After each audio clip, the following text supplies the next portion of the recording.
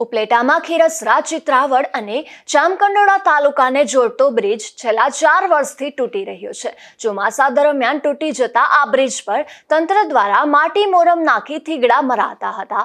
આ બ્રિજના નવનિર્માણનું કામ મંજૂર થયું હોવા છતાં ચાલુ થતું નથી, જેને લઈને લોકો મુશ્કેલી ભોગવી રહ્યા છે.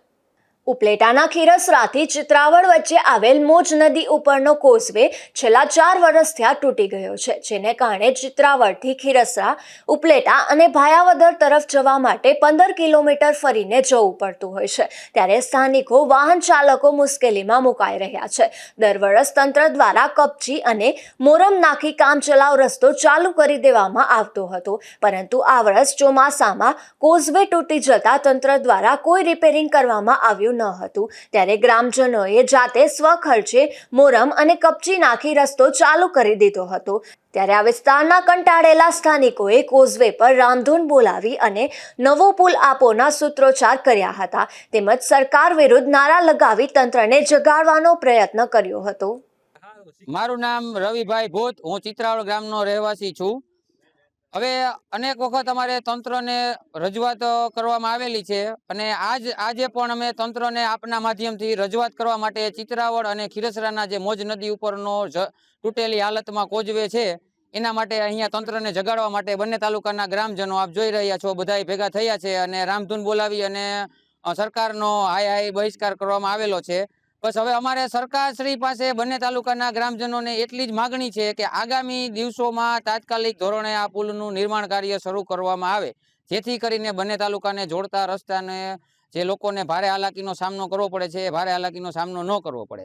સરકારશ્રીને તેમજ તંત્રને બસ અમારે એટલું કહેવું છે, જો આગામી દિવસોમાં આ પુલનું નિર્માણ કાર્ય શરૂ કરવામાં નહીં આવે તો આગામી દિવસોમાં સ્થાનિક સ્વરાજની ચૂંટણીનો બહિષ્કાર કરવામાં આવશે, તેમજ બંને તાલુકાના ગ્રામજનો દ્વારા ગાંધી ચિંધ્યા માર્ગે આંદોલન કરવામાં આવશે. તેની તમામ જવાબદારી સરકારશ્રીની રહેશે.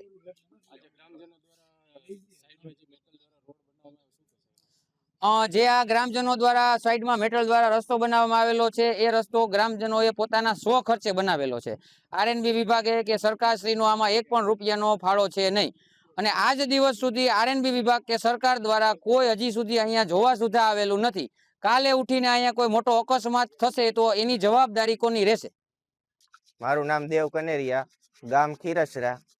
હવે આ પુલ લગભગ છેલ્લા ઘણા બધા સમયથી બંધ છે. હવે આમ છે ઘણા બધા તાલુકાને આ પુલ રસ્તો લાગુ પડે છે. ઘણા બધા લોકોને મુશ્કેલી પડે છે. કાં તો લોકોને જવું હોય તો આમ ટીમડી થઈને જવું પડે છે અને કાં તો આમ ખીજડીયા થઈને જવું પડે છે. હવે અમારી એ જ માંગ છે કે તમે પુલ બનાવો. આ ગામ લોકોએ પોતાના સ્વખર્ચે જે રસ્તો બનાવેલો છે, હવે એ રસ્તો તો અમે રસ્તો રોડવા પૂરતો બનાવેલો છે કે ખેડૂતોનું રોજનું અવર જવર થઈ શકે. હું અત્યારે સ્ટડી કરું છું તો મારે જવામાં પણ મુશ્કેલી પડે છે. તો અહીંથી ઘણા લોકો કાયમી દરરોજ અપડાઉન કરતા હોય તો હવે એ કે એને કેટલી મુશ્કેલી પડતી છે એનો સરકારશ્રી વિચાર કરી શકે છે. અને બીજી વાત એ કે આ લોકોએ જે ગામજનોએ સ્વખર્ચે રસ્તો બનાવેલો છે એમાં સરકારશ્રીનો 1 રૂપિયાનો પણ ફાળો નથી. અહીંયા કોઈ પણ આવેલું નથી. અને ઓલી વખતના રિવ્યુમાં પણ અમે માંગ કરી હતી કે કાં તો તમે 2 ઉડકા દઈ દો કે એના દ્વારા ખેડૂતો મુસાફરી આ કાંઠેથી ઓલા કાંઠે જઈ શકે, અને કાં તો સરકારશ્રીને કયો પુલ બનાવી દઈએ, પણ એ બેમાંથી કાંઈ પગલાં લેવાતા નથી. તો હવે અમે આજ વખતે એ માંગ કરીએ છીએ કે તમે ટ્રાન્સપોર્ટેશનની સેવા આપો, કે જેને મુશ્કેલી પડે છે એને તમે મૂકી જાઓ, ટ્રાન્સપોર્ટેશનની સેવા દ્વારા એને સગવડ આપો. બસ એ જ માંગ છે અને વહેલાના પહેલા ધોરણે પુલ બનાવે એવી અમારી માંગ છે. રવિચંદ્ર ભૂત, ગામ બરોડિયા, તાલુકો જામકંડોળા. અત્યારે આ રસ્તા માટે આપની માધ્યમથી અમે રજૂઆત કરવા માટે મળ્યા છીએ બધા. તો આ રસ્તો ઉપલેટાથી નેશનલ હાઈવેને જોડતો રોડ છે, કાલાવડ તાલુકાના નેશનલ હાઈવેને જોડતો રોડ છે, પણ આમાં વચ્ચે પુલ ક્યાં કારણોસર બાકી રહી ગયો એ ખબર પડતી નથી. આવડો મોટો રોડ બનાવવામાં આવે સ્ટેટ હાઈવેનો અને પુલ કે જો રહી જાય તો એ ક્યાંક કોની ખામી છે એ ખબર પડતી નથી.